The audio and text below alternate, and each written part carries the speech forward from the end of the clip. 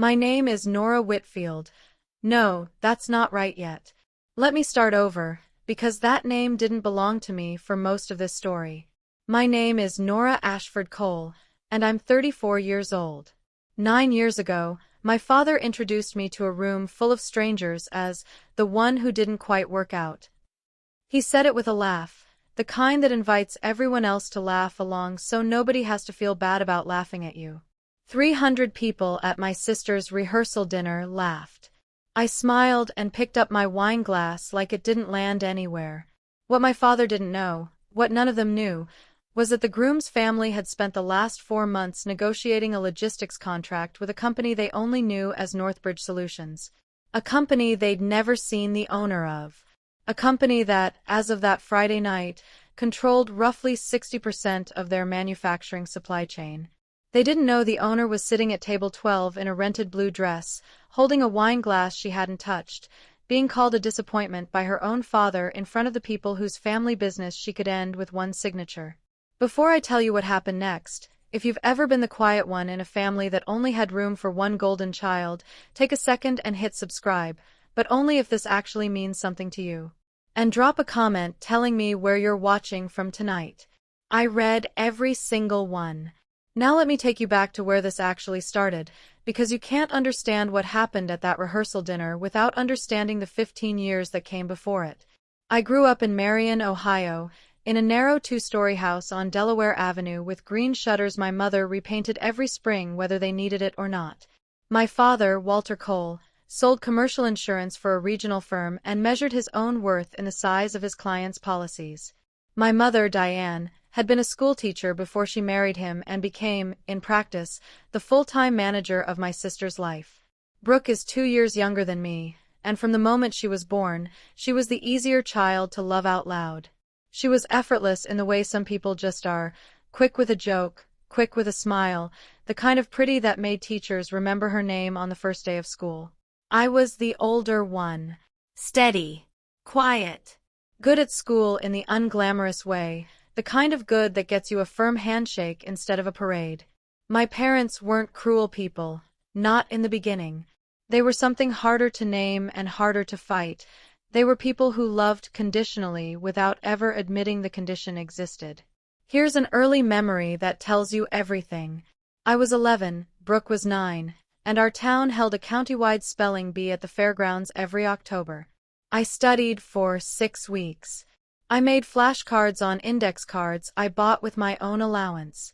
I made it to the final round and lost on the word conscientious, which is a joke I still can't quite get over, given everything that came after.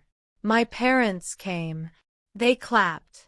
And then, in the parking lot afterward, my father put his hand on my shoulder and said, "Good effort, kiddo," in the exact tone he used for coworkers he was trying to let down easy. That same weekend, Brooke got a callback for a regional theater production of a children's musical. She didn't even get the part, she got a callback, and my mother cried actual tears of joy at the kitchen table. I remember standing in the doorway watching her cry over a callback while my second-place spelling bee trophy sat forgotten in a grocery bag by the door. I didn't say anything. I never said anything. That was the family rule, unspoken but absolute. Don't make your feelings someone else's problem. By the time I was in high school, the pattern had a name in my head, even if I never said it out loud. Brooke was the investment. I was the insurance policy, the backup, the one who'd be fine no matter what, so nobody needed to spend much energy on me. When Brooke wanted braces, she got the good orthodontist downtown. When I needed braces 2 years later, I got the guy who did Medicaid patients on Tuesdays, because, your teeth aren't that bad, Nora, we don't need to go overboard. When Brooke got her license, she got a used Honda with low mileage that my father inspected himself. When I got my license, I got permission to use my mother's 12-year-old minivan on weekends, provided I filled the tank myself. None of these things, on their own, would break a person. It's the accumulation. It's 1,000 small votes, cast over 18 years, all saying the same thing. You matter less. I want to pause here and tell you something, because I know some of you are already recognizing pieces of your own childhood in this, and I don't want you to think I'm exaggerating for effect. I'm not. I have the report cards. I have the photo albums where Brooke's baby book runs 400 pages and mine runs 90. I have all of it because somewhere around age 16, I started keeping things. Not out of some grand plan for revenge. I started keeping things because I needed proof, even if just for myself, that what I was feeling was real and not something I was making up. I got into Ohio State on a partial academic scholarship. No theater callback, no charm, just a 4.0 and a stack of AP credits I'd earned by studying at the kitchen table while Brooke watched TV in the next room. My parents were proud. In the muted way, they were proud of things that didn't come with an audience. There was no party. There was a card with $40 in it and a note that said, "We knew you could do it." I left for Columbus in August, and for the first time in my life, I felt like I was allowed to just exist without being measured against someone else's applause. I studied supply chain management, which even then felt like a strange, private rebellion, a field built entirely on the unglamorous, invisible work of making sure things arrive where they're supposed to be, on time, without anyone noticing the person who made it happen. I understood that field in my bones before I ever took a single class in it. Everything changed the spring of my sophomore year, when my grandmother, my mother's mother, was diagnosed with stage 3 ovarian cancer. Her name was Margaret Ashford, and she was, without exaggeration, the only person in my extended family who had ever made me feel like I was worth the same attention as my sister. She used to send me handwritten letters at college, actual letters, in blue ink, folded into thirds, just to tell me she was proud of me for showing up to my 8 a.m. class on a Monday, or for finishing a paper on time. Small things. She noticed the small things nobody else noticed. When she got sick, the family had a conversation at the kitchen table on Delaware Avenue that I wasn't invited to, but I heard through the heating vent in my old bedroom, home for a weekend, the same way I'd learned most of the important things about my family my whole life. My mother said someone needed to help manage Grandma Margaret's care, the appointments, the medications, the meals, the general logistics of a dying woman living alone 40 minutes away in Bucyrus. My father said his job couldn't accommodate that kind of disruption. My mother said her volunteer commitments at the church were already stretched thin. And then someone, I believe it was my mother, though I never got full confirmation, said the sentence that redirected the entire next decade of my life. Nora doesn't have anything going on that can't wait. I want to be clear about something. I loved my grandmother, and given the choice with a clear head and full information, I might have made the same decision anyway. But I was never given the choice. I was assigned it the way you assign a chore to whichever kid is standing closest to the sink. Nobody asked what I wanted. Nobody asked what it would cost me. I took a leave of absence from Ohio State that fall, telling myself and everyone else it would be 1 semester, just to get her stabilized, just to get systems in place. 1 semester became 2. 2 became a year. A year became the better part of 2 years, during which I drove the 40 minutes to Bucyrus almost every day, managed 12 different medications on rotating schedules, sat with her through 6 rounds of chemotherapy, learned to change dressings and manage a feeding tube, and slept most nights in the guest room of a house that increasingly felt more like home than my own. Here's the part that still sits like a stone in my chest when I think about it. During those 2 years, my parents visited Grandma Margaret a combined total of maybe 11 times. My father usually stayed 45 minutes, checked his watch twice, and left saying he had a lot on his plate. My mother came more often but treated her visits like performances. She'd arrive with flowers and a bright voice for the benefit of whoever might be watching, stay just long enough to feel like she'd done her duty, and leave before the harder parts of caregiving, the parts that weren't photogenic, ever touched her. Brooke, meanwhile, was 20 years old and living her life exactly as a 20-year-old should, finishing her communications degree, dating a guy named Derek Whitfield she'd met at a mutual friend's tailgate party, building the kind of easy, forward-moving life nobody ever asked her to pause. I don't begrudge her that now, not entirely. She was never taught to think of me as someone whose time mattered the same as hers. None of us were taught that. But at the time, watching her Instagram fill up with sorority formals and beach trips while I sat in a hospital recliner memorizing anti-nausea medication schedules, it did something to me that took years to name. It wasn't just sadness. It was a slow, permanent recalibration of what I expected from the people who were supposed to love me unconditionally. Grandma Margaret passed away on a Tuesday morning in March, with my hand in hers, 2 days after her 78th birthday. I was 22 years old. At her funeral, my father gave a eulogy about her strength and her generosity, and somewhere in the middle of it, he mentioned, almost as an aside, and of course, Nora was wonderful, staying with her at the end there. 2 years of my life. My education paused indefinitely. My early 20s spent managing a dying woman's decline instead of building a career. Compressed into 6 words at a funeral, mentioned the way you'd thank someone for watering your plants while you were on vacation. Okay, let me pause the story here for a second because I know this next part is where a lot of you are going to want to know what happened with the will, and I promise we're getting there. But I want you to sit with this for one more moment first. If you've ever given years of your life to something nobody else wanted to do, and then watched it get summarized in half a sentence, drop a comment with the word "seen." I want to know you're still here. And if this is resonating, subscribe now, because the next part is where everything starts to shift. Now back to the story. 3 weeks after the funeral, Grandma Margaret's attorney, a careful, silver-haired man named Elliot Marsh, called a family meeting to read her will. My parents arrived expecting what they'd always expected, that the estate, modest as it was, would be divided evenly. The family home in Bucyrus sold and split, and life would go on. Brooke came too, mostly out of curiosity, since she hadn't spent more than a handful of hours with Grandma Margaret in years. I came because Elliot's office had specifically requested my presence.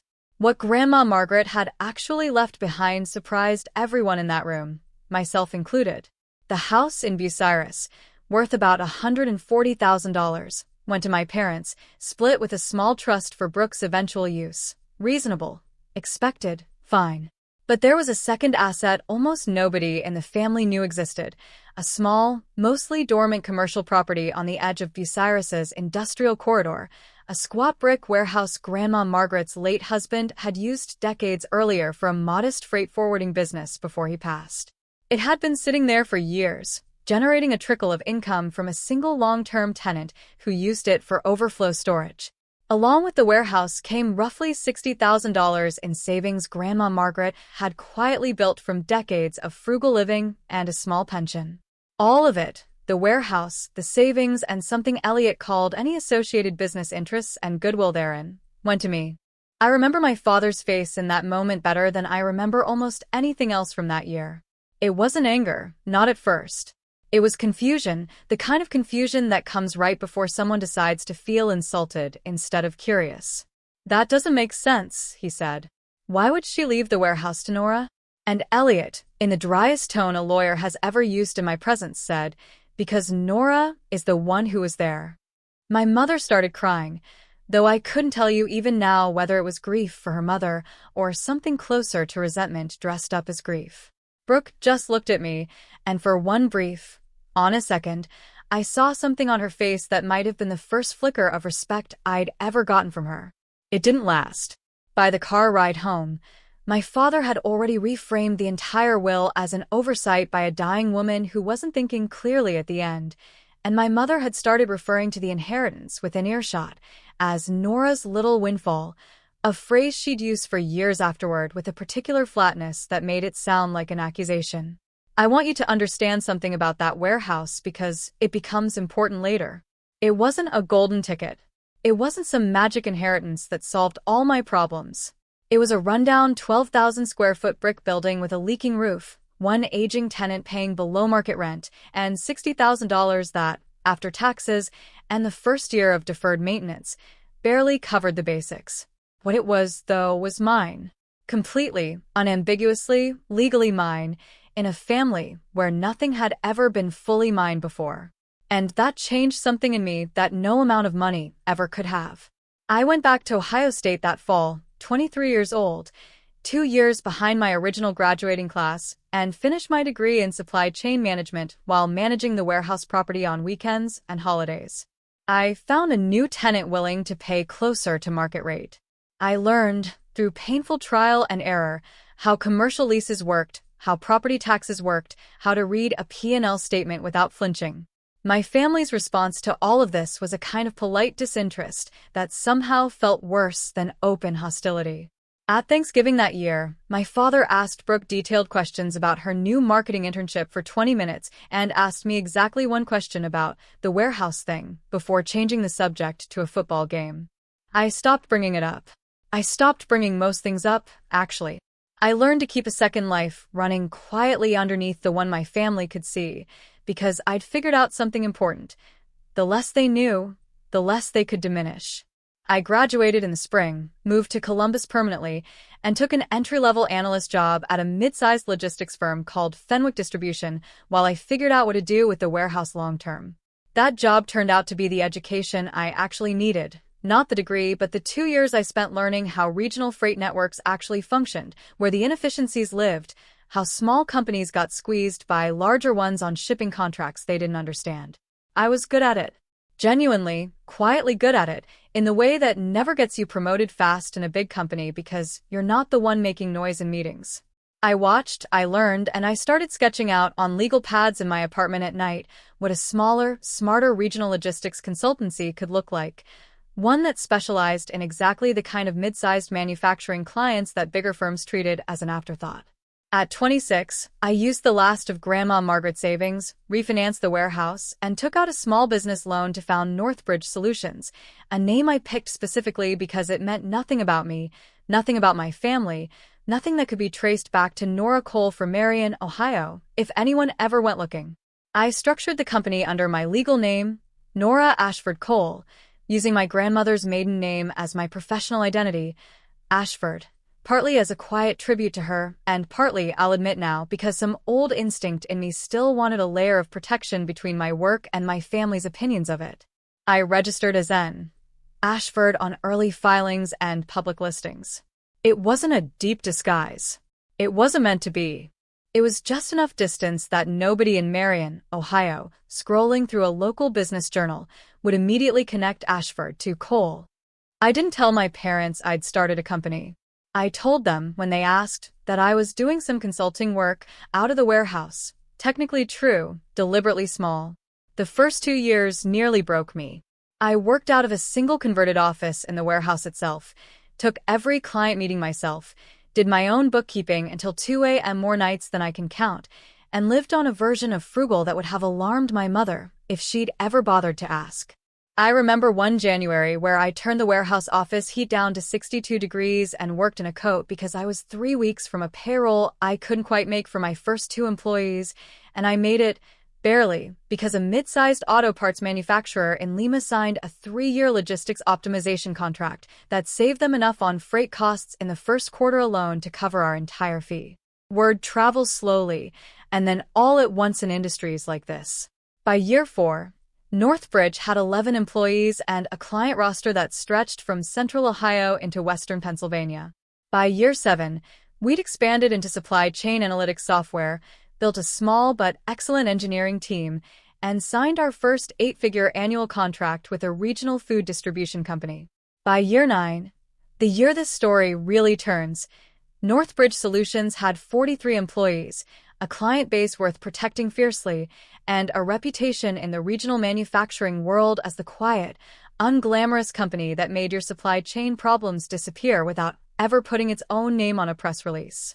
Throughout all of it, my family knew almost none of this. I went home for holidays. I answered when they called, which wasn't often. I let my mother believe I was still doing that consulting thing, a phrase she used with the same energy she used for Nora's little windfall, like both were slightly embarrassing facts about me she'd rather not elaborate on to her friends. Meanwhile, Brooke's life unfolded exactly on the track my parents had always wanted for her. She finished her communications degree, took a job in event marketing, and, 3 years before the wedding I'm about to tell you about, started dating Derek Whitfield, the son of a manufacturing family that had built a modest but respected precision parts company outside Dayton called Whitfield Industrial. My parents were thrilled in a way they'd never once been thrilled about anything in my life. Derek's family had money, real, visible, country club money, and my mother began talking about the Whitfields in a tone usually reserved for minor royalty. I want to pause here again because I know some of you are starting to see where this is going, and I want to slow down and let this next part land the way it actually happened, in real time, the way I lived it. If you've ever watched your family fall over themselves for someone else's approval while barely remembering your name, comment, "I know that feeling" below. And if you want to see exactly how this collided, stay with me because the next part is the part one still think about most nights.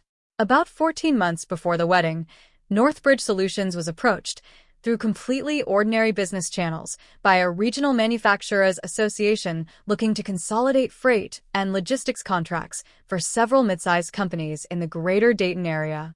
Among the 6 companies in that consolidation group was Whitfield Industrial. I want to be honest with you, I didn't clock the name immediately. Whitfield is not an unusual name, and I'd spent 3 years deliberately not paying close attention to the details of Brooke's relationship, partly out of self-protection and partly because my family had simply never thought to include me in the details of it. It wasn't until my head of client acquisition, a sharp, no-nonsense woman named Priya Shah, sent over the initial company profile, Whitfield Industrial, family-owned, third generation, based in Dayton, run by a Thomas Whitfield with a son named Derek listed as VP of Operations, that the pieces clicked into place with a jolt that actually made me set down my coffee. I didn't tell Priya. I didn't tell anyone at Northbridge. What I did was exactly what I would have done for any client. I reviewed the numbers.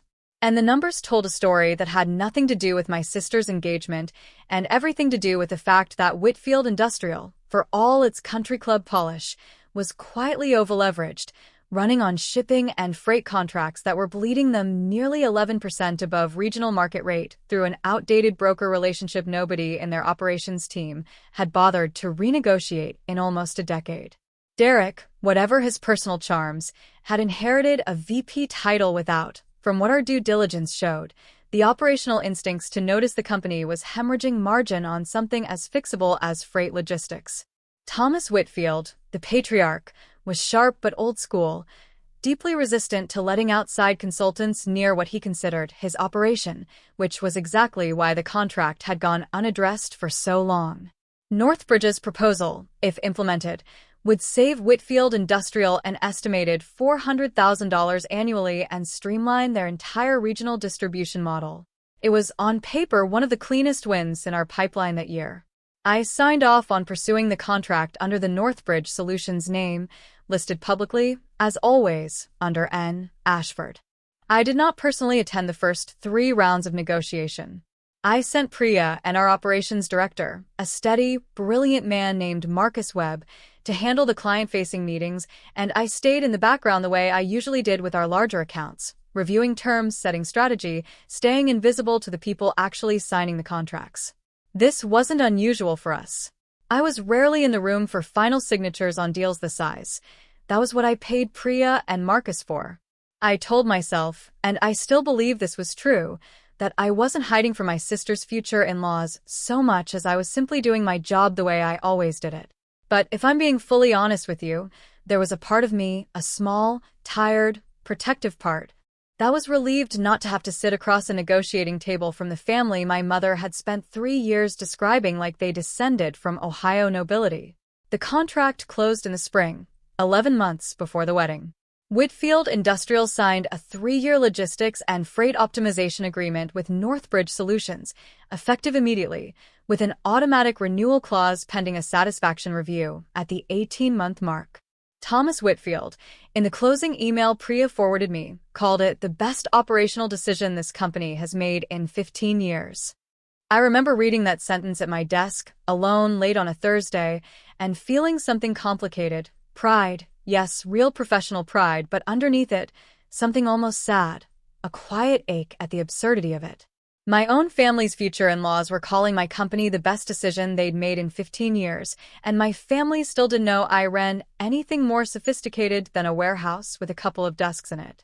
I told myself I'd figure out how to navigate the wedding when it came. I did not, in retrospect, figure this out nearly well enough. The wedding itself was scheduled for the second Saturday in October, at a renovated barn venue outside Dayton. The Whitfields were, of course, paying for in full, a fact my mother mentioned so often in the months leading up to it that I started keeping a mental tally. I flew in, drove, actually, the 2.5 hours from Columbus, because some habits from my frugal years never fully leave you. The Thursday before, for the Friday night rehearsal dinner. I want to describe this dinner to you in detail, because I've replayed it in my head more times than almost any other single night of my adult life. The rehearsal dinner was held at a private event space attached to a boutique hotel, all exposed brick and Edison bulbs, and a seating chart clearly designed by someone who understood that certain families needed to be kept comfortably apart from certain other families. I was seated at table 12, near the back, with a scattering of cousins and a great-aunt I saw once every 3 years. My parents were seated at table 2, near the head table, beaming in a way I'd genuinely never seen them beam at anything involving me. My father wore a new navy blazer he'd clearly bought for the occasion. My mother had gotten her hair done that afternoon.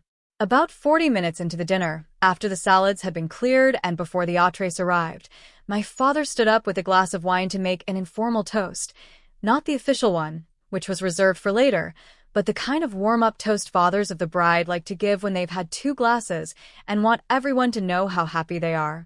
He talked about Brooke's childhood, her theater phase, her charm, her big, beautiful heart. It was, I'll admit, a genuinely sweet toast.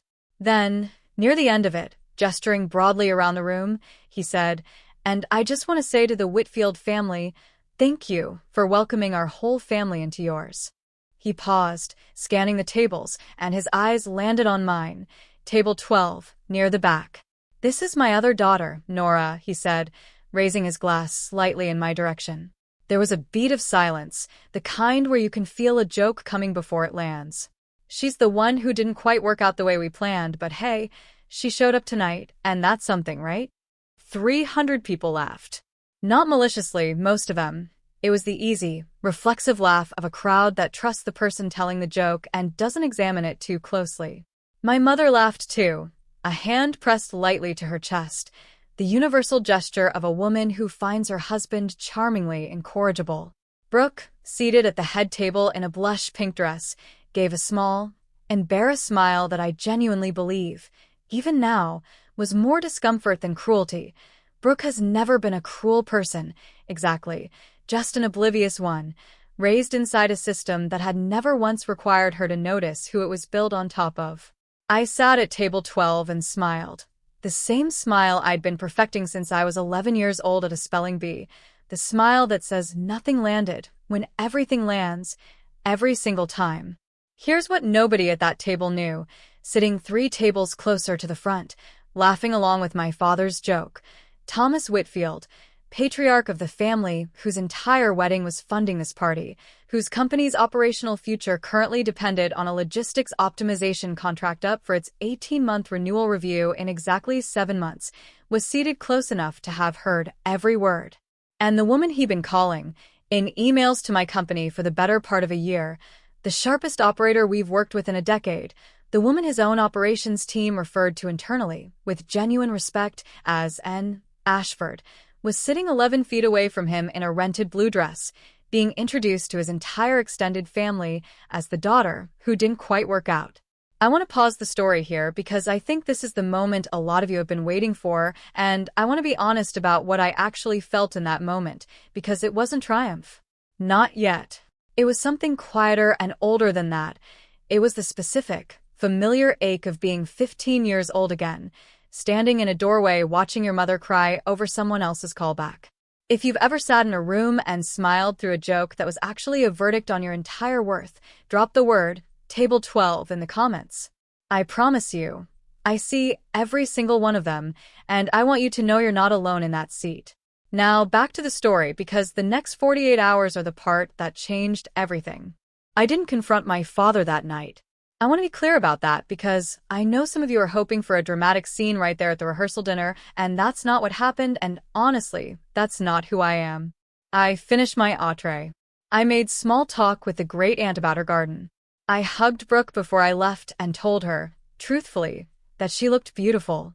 I drove back to my hotel room alone, sat on the edge of the bed still in my rented blue dress, and did something I hadn't done in years.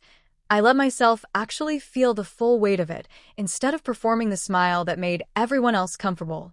I cried for about 20 minutes, the ugly, silent kind of crying you do when you don't want anyone in the next room to hear you. And then I stopped because I noticed something on my phone that pulled me sharply out of my own grief and into a different kind of clarity entirely. An email had come in from Marcus Webb, Northbridge's operations director, time-stamped just after 9 that evening, flagged urgent. Whitfield Industrial's 18-month satisfaction review, the milestone that would determine whether their 3-year contract automatically renewed or came up for open renegotiation with competing bids, had been moved up. Thomas Whitfield's office had requested the review happen the following Monday instead of its originally scheduled date 7 months out, citing a desire to lock in long-term terms before year-end budgeting. Marcus wanted to know if I wanted to personally attend, given the size and importance of the account. Under normal circumstances, I would have said no, the way I always did, and let Priya and Marcus handle it. I sat with that email for a long time, still in my blue dress, mascara dried in tracks down my face. And I made a decision that had nothing to do with revenge, not in the way you might expect, and everything to do with something I'd been avoiding for 9 years. I decided I was done being invisible in rooms where my own worth was being decided by other people. I want to be very precise about what I did next, because I think the precision matters more than the drama. I did not sabotage the Whitfield contract. I did not use my position at Northbridge to punish a family for my father's toast. What I did was something much simpler and, I think, much more honest. I decided to personally attend Monday's review meeting in my own name as the owner and CEO of Northbridge Solutions for the first time in the history of our relationship with that account. I texted Marcus back around 11 that night. I'll be there Monday. I'll lead it myself.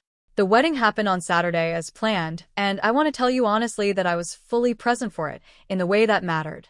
Brooke looked genuinely radiant.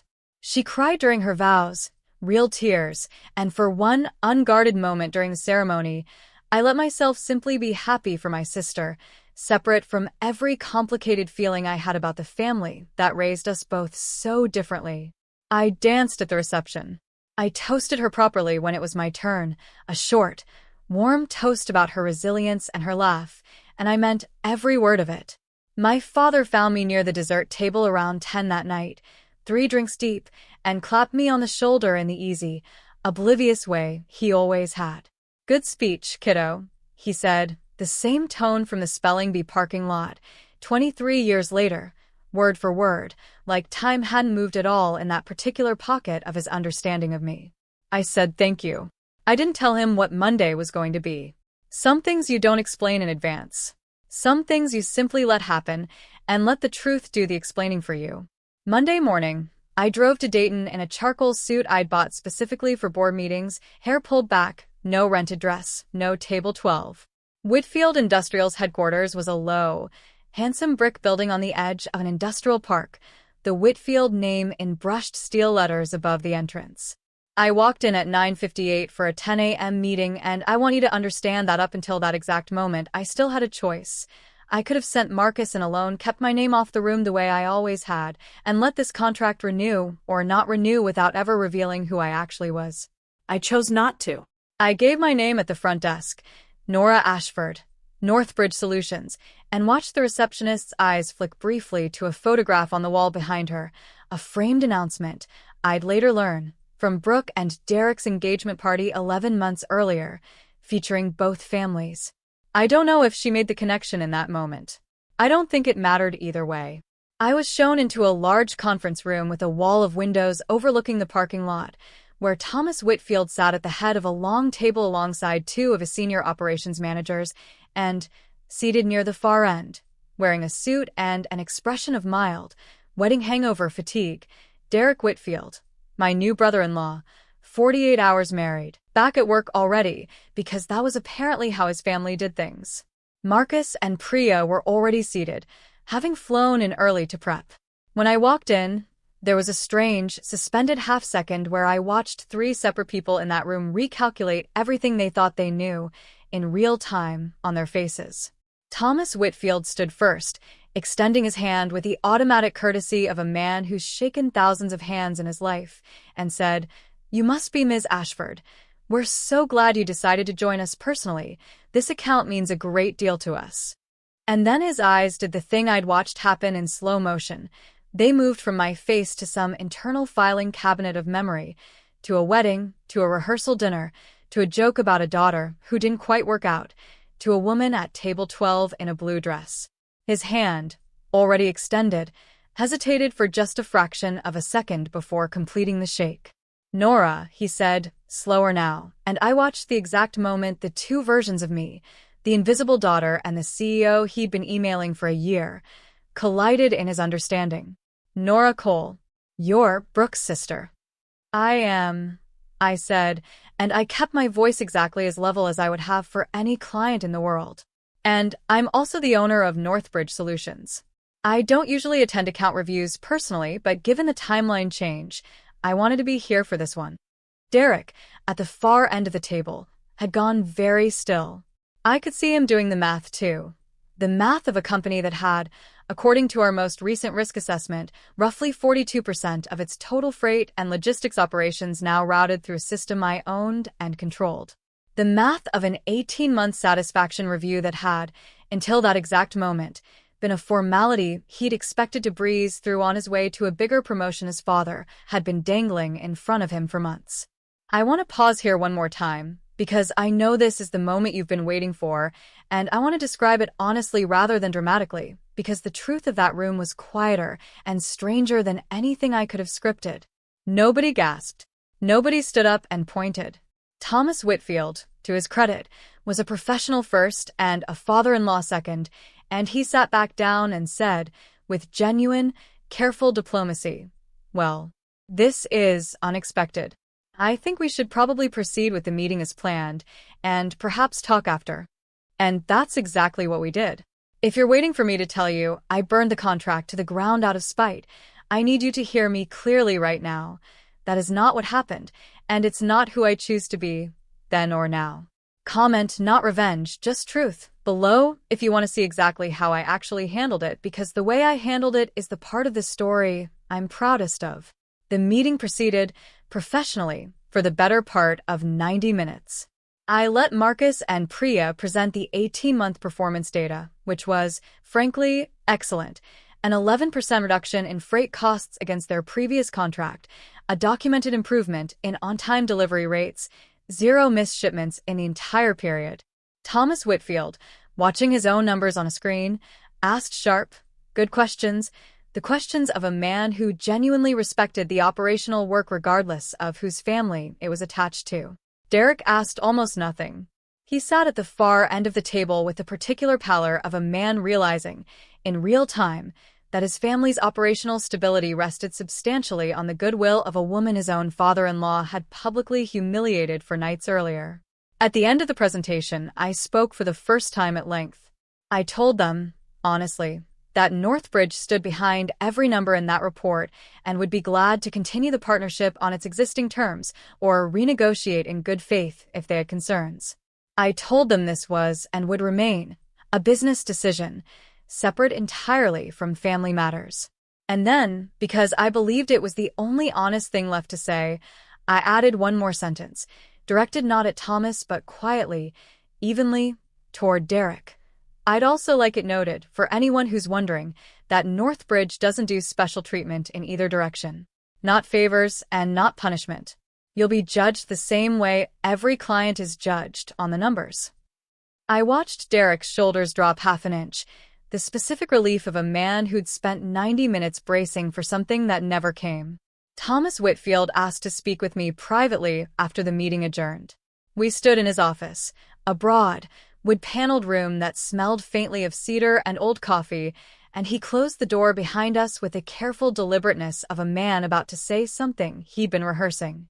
"I owe you an apology," he said.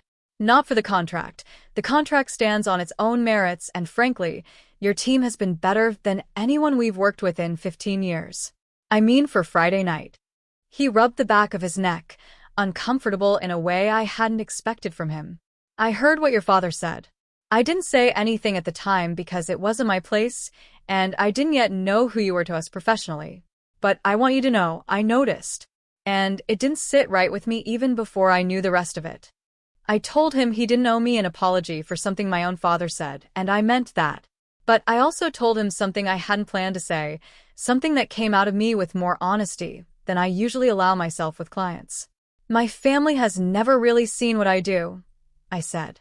I built this company specifically, so I wouldn't need them to.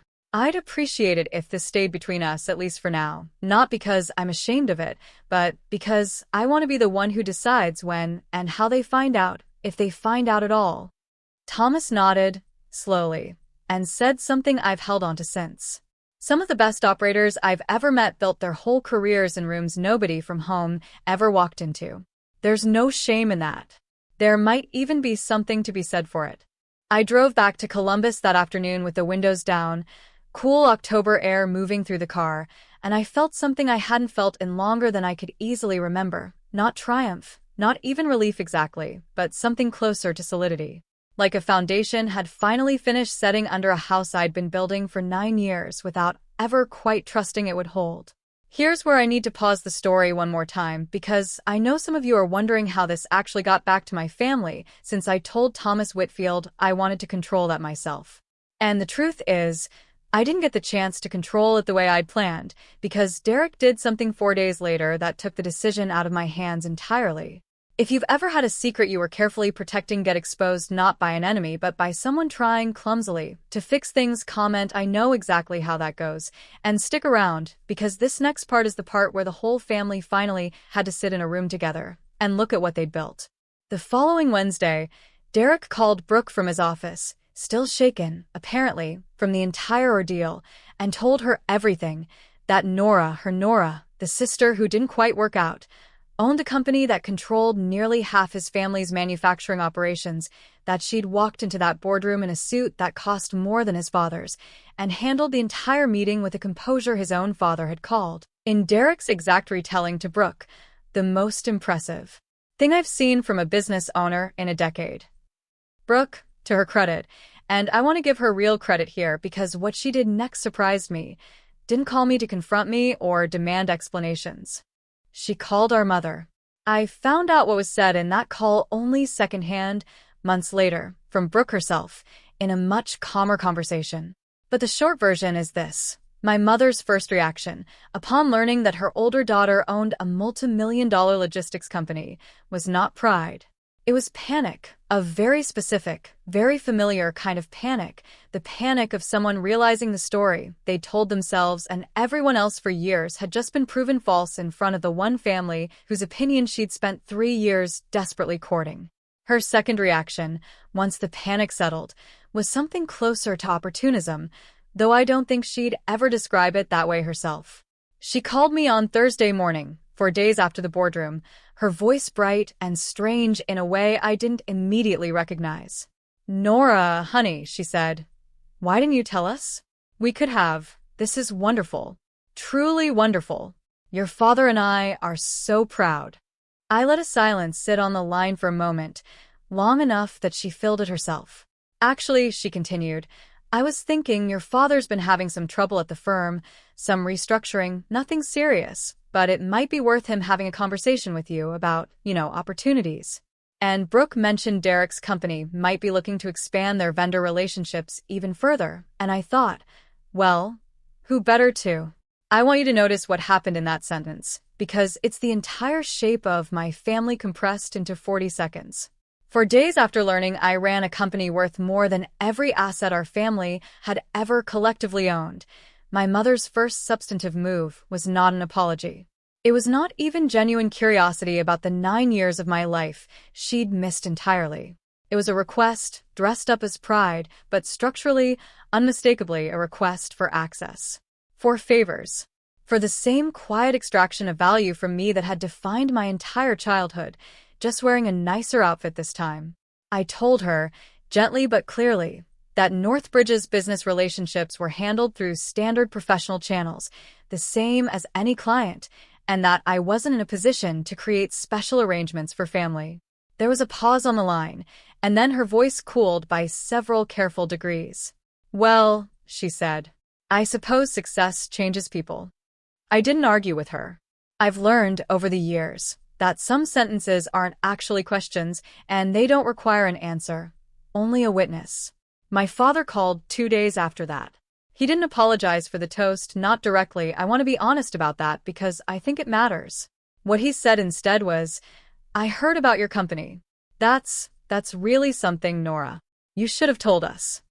And when I asked him, as calmly as I could manage, whether he remembered what he'd said about me at the rehearsal dinner, there was a long pause on the line, long enough that I could hear, faintly, the television playing in the background of the house on Delaware Avenue. I was just having some fun, he finally said. You know how these toasts go. Nobody meant anything by it. I told him I understood that he hadn't meant it as an attack, but that it had landed as one anyway, the same way it always had, going back to a spelling bee in a fairgrounds parking lot 23 years earlier. He didn't have much to say to that. Some silences tell you everything you need to know about whether a person is capable of hearing you. I want to slow down here because I know a lot of these stories build toward one big, cathartic confrontation scene, and I want to be honest with you that mine didn't happen that way, not in one dramatic room, not in one perfect speech. It happened the way most real reckonings happen, in a series of smaller, quieter moments over the following several months, each one chipping away at a version of my family that had never actually been built to withstand honesty. If this is resonating with anyone watching who's had to have this same slow, unglamorous kind of reckoning instead of one big movie moment, comment slow burn below, because I think we don't talk enough about how most real healing actually looks like this. Thanksgiving that year was the first real test. My mother, apparently unable to fully recalibrate her instincts even after everything, spent the meal alternating between two modes, occasionally introducing me to a visiting cousin as my daughter, who runs that big logistics company you might have heard of, Northbridge, with a pride so sudden and unearned it made my jaw tighten, and then, 20 minutes later, making a small, needling comment about how I must be too busy for family things these days, a coded accusation about my absence. Over the years, that conveniently ignored the 2 years I'd spent nursing her own mother while she visited 11 times. I sat with both versions of her at that table and understood, with a clarity that felt almost peaceful, that she was never going to fully reckon with what she'd done. Some people don't have the architecture for it. They can perform pride.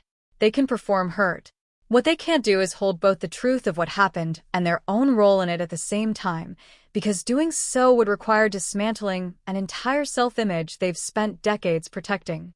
My father, to his credit, surprised me more than my mother did. Sometime in December, he called and asked if he could take me to lunch, just the two of us, something we had genuinely never once done in my entire adult life. We met at a diner outside Columbus, and he was quieter than I'd ever seen him, turning his coffee mug in slow half circles on the table for a long time before he spoke. I've been thinking about that toast, he finally said. And some other things too. Your grandmother's funeral. The way I talked about everything you did for her, like it was some small favor. He looked up at me, and for the first time in my life, I watched my father actually struggle to find words instead of reaching for the easy joke that always let him off the hook. I don't have a good excuse, he said. I think somewhere along the way, your mother and I decided Brooke needed protecting and you didn't, and I don't know exactly when we decided that or why, but I know it wasn't fair, and I know it cost you things I can't give back. It wasn't a perfect apology. It didn't undo 15 years in one lunch. But it was the first time either of my parents had said something to me that wasn't wrapped in a joke or a request, and I found, sitting across from him in that vinyl booth, that I could actually let myself believe he meant it, even if I wasn't ready yet to fully trust what came next. I want to tell you honestly what I did with all of this, because I think the ending of this story matters more than the confrontation did. I did not cut my parents off entirely. I did not use the Whitfield contract as leverage against them, and I never once considered ending that contract out of spite. Thomas Whitfield's company earned its renewal on the numbers, the same as it would have earned a termination on the numbers, regardless of any family connection at all, and I renewed it for another 3 years the following spring, on terms that were fair to everyone, because that's simply how I choose to run my business. What I did instead was something quieter, and I think more sustainable than revenge ever could have been. I set boundaries, clearly and calmly, about what I would and wouldn't tolerate going forward. No more jokes about my worth performed for an audience. No more requests for special treatment dressed up as pride. No more silent erasure of the years I'd spent building a life they'd never bothered to ask about. I told my mother directly, In a conversation that took real effort on my part to have without flinching, that I would keep showing up for family events, but that any future comment about my life being a disappointment, made in front of others or otherwise, would be the last conversation we had for a long while. She has not tested that boundary again, though I don't know if that's growth or simply fear of the consequence. Either way, the outcome is the same, and I've made peace with not needing to know which. Brooke and I, strangely, ended up closer after all of this than we'd ever been growing up. She called me a few weeks after Thanksgiving, on her own, without our mother's prompting, and said something that surprised me with its honesty. "I think I spent our whole childhood not really seeing you," she said. "Not because I decided to, but because nobody ever made me. I'm sorry for that. I don't know exactly what to do with it now, but I wanted to say it. We're not close in the way sisters in movies are close. We probably never will be, given how differently our whole lives were shaped by the same house. But we talk now, real conversations, and last spring she asked me, genuinely curious for maybe the first time in her life, to explain what Northbridge actually did, and she listened to the whole answer instead of changing the subject after 30 seconds. It's a small thing. It might be the biggest thing that's happened between us in 20 years. As for my father, our relationship remains a work in progress, the way most relationships built on decades of one-sided effort tend to be. He calls more now. He asks better questions. He has never again, in the 2 years since that rehearsal dinner, made a joke at my expense in front of other people, and I choose to believe that's not nothing, even if it isn't everything. I don't know if I've fully forgiven him, and I've stopped feeling guilty about not knowing. Some of you watching this have probably had the exact conversation I had with him in that diner booth, or you're still waiting for it, or you've realized it's never coming, and I want to say clearly, without any qualification, all three of those outcomes are valid, and none of them require you to have built anything less than a full, worthy life in the meantime. Northbridge Solutions has grown considerably since that October. We now operate across 4 states, employ 68 people, and last year, for the first time, I was invited to speak at a regional logistics conference under my own name. Not Ashford, not hidden behind initials, just Nora Cole, standing at a podium, talking about supply chain resilience to a room of 300 people who had no idea and didn't need to know about a spelling bee or a rehearsal dinner or a warehouse with a leaking roof. I keep a framed photograph of Grandma Margaret on my office desk, next to a small, faded index card from that spelling bee 23 years ago, the one with the word conscientious written on it in my careful 11-year-old handwriting. I lost that competition. I've never once regretted keeping the card. If you take one thing from this story, let it be this: the people who decide early and often that you're the one who didn't quite work out are usually not actually assessing your worth. They're assessing how much attention you require to keep them comfortable and mistaking your quiet for your ceiling. I spent years being underestimated by people whose approval I would have given almost anything to earn honestly. What I learned eventually is that some approval isn't actually available to earn. It was never withheld because I hadn't done enough. It was withheld because the withholding served a purpose I didn't create and couldn't fix by trying harder. The only thing that ever actually changed anything was building a life solid enough that their opinion of it stopped being load-bearing. You don't need a warehouse or a will or a boardroom moment to prove your worth to people who've already decided not to see it. Sometimes the truest revenge, if you even want to call it that, is simply becoming someone so fully, quietly whole that the old jokes just stop landing. Not because you fought back, but because you finally built a life too solid for them to shake. Thank you for staying with me through this one. If any part of this reminded you of your own family, your own quiet warehouse of a life you built while nobody was watching, I'd love to hear about it in the comments. And if you want more stories like this, about boundaries, about quiet strength, about the specific kind of justice that doesn't need to shout to be heard, subscribe, hit the notification bell, and I'll see you in the next one.